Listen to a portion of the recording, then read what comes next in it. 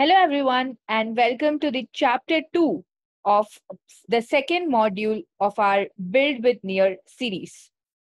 In this chapter, we are going to be writing some interesting functions to create a new game and join it as a player. So, what are you waiting for? Let's get started. Right? So, now what I'm going to do is I'm going to define a persistent vector, right, which will hold all the games. So I'm going to call it games, then new persistent vector of roulette, right?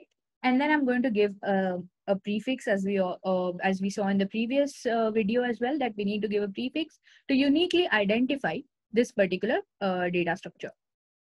So spelling mistake.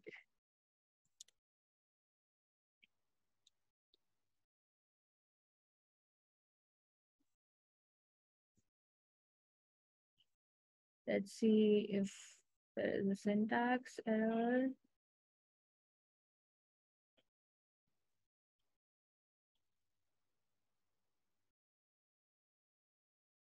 This is fine.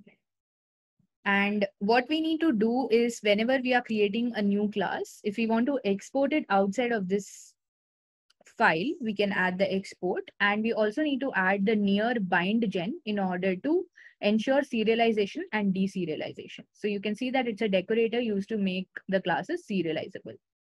All right. Sorry, I missed this. Okay.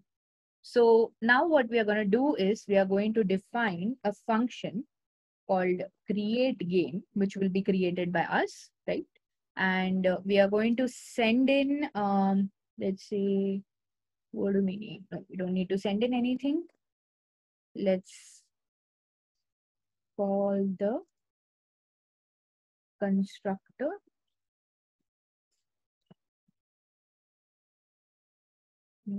Select, right? Now, this, all right? So when we call this new roulette, the constructor of this class will be called, right? And it will take in the bet amount. It will set the player, the bet amount, the guess, as well as the initial amount, right? So, and now what we are going to do is we are going to take this persistent vector, right? Because we want to store all the games in this. And we are going to push this newly created game called roulette. There is one more thing that I want to do. That is, I want to have an enum called game state, which will help me understand what is the state of the game. So I'm going to have a created, a joined, that is when somebody joins a particular game, and then a game ended, right?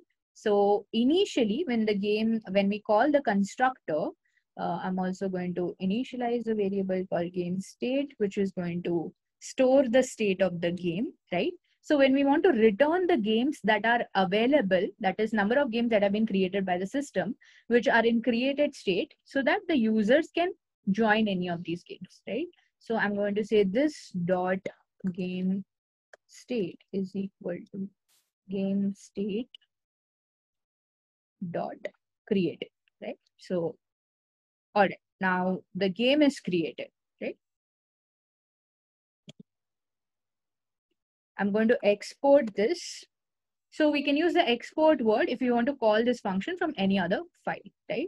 So once the game is created, a user can join the game. But what do we need for the user to join the game? We need the user to give us a guess, right? So, all right, I suppose this should be Boolean. So, oh, there can be another interesting thing that we can do. That is, we can create a game ID for every game. So I'm just going to pick this random number generator, which we are going to be using again. So we can create a unique ID for the game. So you can see that the random number generator will generate anything between 1 and the max value of U32, right? And I need to import this RNG from Near SDK as well. Let me have an ID for the game. When we keep writing, we keep feeling like we need to add more and more information to the game, right? So the users will understand what is happening. So I'm going to add game ID is equal to, and here is a random number generator, which has generated a random number. So, all right. So what I can do actually here is in this create game, I can return a U32. What that would mean is I can return the game ID. So I'm going to roulette is my game.game ID. All right. So I'll return the ID of the created game. All right. So here what we are going to do is we are going to we're going to let the user join a game. Now the user can join a game by giving the game ID of the game, which game does the user want to join. And of course, because the user can join a game which has higher stakes or lower stakes depending on the user's choice, right? Now the guess as well, right? What is the user betting on? And how do you think the let's see what we need to return later. How do you think now we'll get the deposit from the user? If you remember this, right, the earlier this context dot attach deposit, this is the same thing that we're going to use. So when the user is going to join a game, the user will be the user will be able to send some near to this, which will act as the user's deposit. That is how much is the user betting for, right? So that we don't need to take as a parameter. Now, all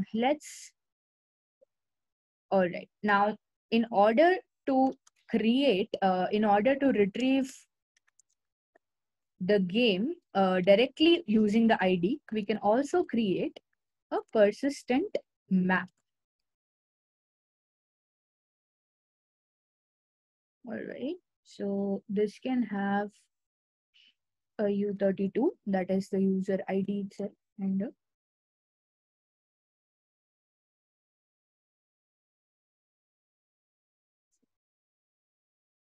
okay. So we need to here.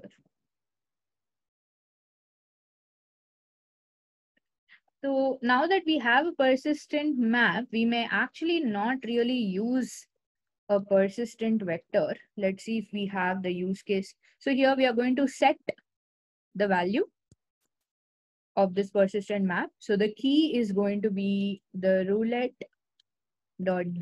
ID. So for this particular key, what is going to be the value? The roulette itself, right? So we have a U32, a roulette, okay? So let us just comment out the persistent vector. All right. So now what do we need from here? We have the game ID. So we need the game itself, right? So I'm going to say game is equal to, and I'm going to call the persistent vector dot get some.